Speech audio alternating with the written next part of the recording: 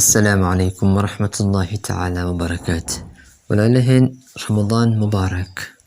Waxay u maaday dhakhtarada iyadoo oynayso. Waxay u sheegtay gabadheedii inay markasta ku weerarisay ee dhahdo waxa ay sheegtaa hooyadeyda runta waayo adiga hooyaday ma tahdid.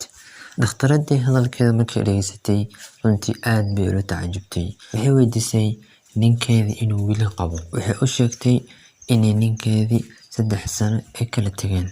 runtii dhakhtaradii way ogaatay dhibaatada meesha ka jirto waayo dhibaatada waxaa keenay waalidiinta oo kala tageen. Gabadhii markasta ee guriga imaado waxay ku leerisaa ii sheeg hooyadeeda xaqiiqada. Dhakhtaradii ayaa ku soo laabatay mar labaad waxay dhahday gabadheedii weli sidii ayay u leedahay.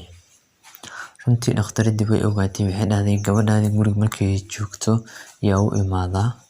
waxay dhahday guriga waxaa u imaadaa Leyla ayaa u imaadaa. way weydiisay Leyla yaabay. waxay ku dhahday Leyla waa ninkayga islaantiisa hore. dabcan gabadheydana iyada ayaa soo korisay. aniga markii ninkayga aan kala tagnay gabadheydii iyadoo yar ayuu iga qaatay wuxuu u geeyay Leyla ayuu u geeyay. iyada ayaa soo korisay iyada ayaa soo tarbiyeysay. runtii dhakhtaradii markii hadalkaas maqashay waxay u yeertay Leyla. Leyla way weydiisay waxay dhahday gabadhan aniga soo tarbiyay runtii hooyadeed camal bay ay haysataa. runtii wax ay haysataa hooyadeed camal. aabaheedna wuxuu ugu sheekeeyay Leyla inay hooyadeed macaan ay tahay. runtii dhakhtaradii way fahantay cilada meesha ka jirto. waxay u yeertay gabadha yar aabaheed ayay u yeertay.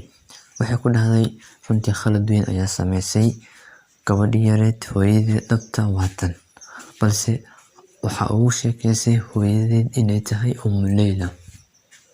dhakhtaradii ninkii talo fiican ayaa siisay.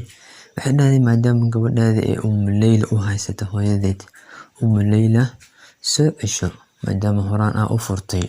markaad soo ceshato Leyla waxaa laga yaabaa gabadha inay hooyadeed ay jeclaato. Leyla waa la soo celiyay. gabadhii farxad ayay ku noolaatay. markasta waxay ku mahadaysaa Ilaahay Subxaanahu wa Tacaala siiyay 2 hooyo.